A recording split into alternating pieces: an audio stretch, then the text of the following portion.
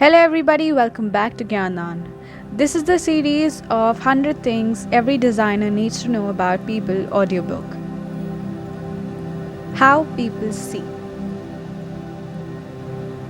Chapter 7. People see cues that tell them what to do with an object.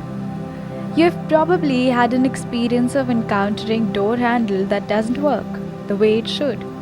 The handle looks like you should pull, but in fact, you need to push. In the real world, objects communicate to you about how you can and should interact with them. For example, by their size, shape, doorknobs invite you to grab and turn them. The handle of a coffee mug tell you to curl a few fingers around it and lift it up. A pair of scissors invite you to put fingers through the circles and move your thumb up and down to open and close. If the item like the door handle gives you clues that don't work, you get annoyed and frustrated. These cues are called affordances. James Gibson wrote about the idea of affordance in 1979. He described affordances as action possibilities in the environment. In 1988, Don Norman modified the idea of affordance in his book, The Design of Everyday Things. He referred to the idea of perceived affordances. If you want people to take action on an object, whether in real life or on a computer screen, you need to make sure that they can easily perceive, figure out, and interpret what the object is and what they can and should do with it. When you try to accomplish a task, such as opening a door to a room or ordering a book from a website, you automatically and largely unconsciously look around you to find objects and tools to help you. If you were the one designing the environment for the task, make sure that the objects in the environment are easy to see, easy to find, and have clear affordances.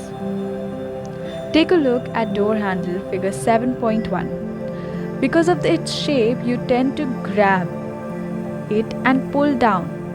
If that's the way it works, then you'd say that door handle is well designed and that it has a clear perceived affordance. Figure 7.2 shows a handle shaped in a way that invites you to grab and pull. But push sign indicates the door simply doesn't work that way. That's known as an incorrect affordance. Perceived affordance on computer screens.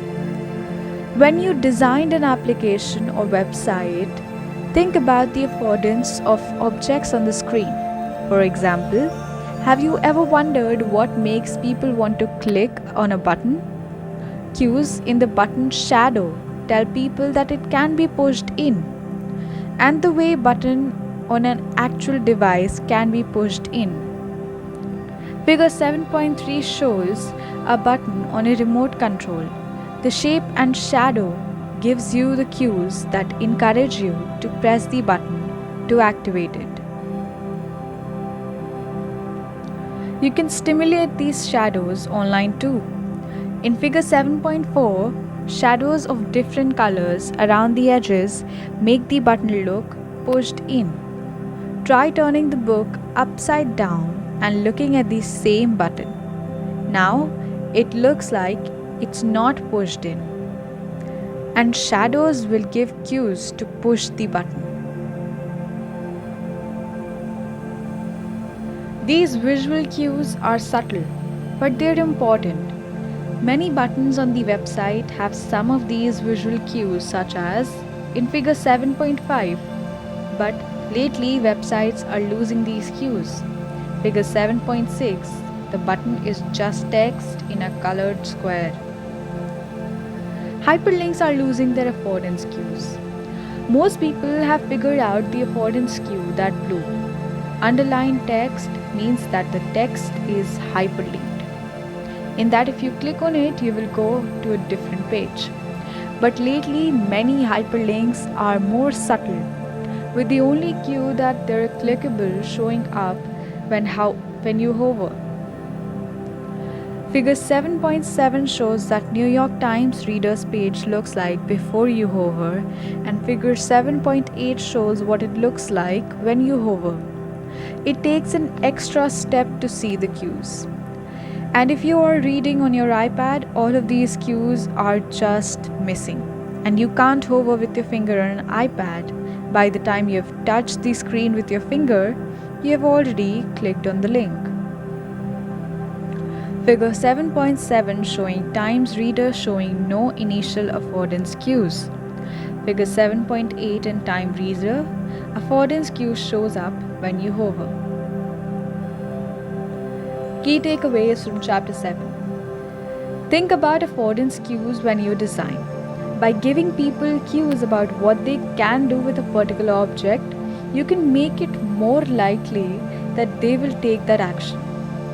Use shading to show when an object is chosen or active.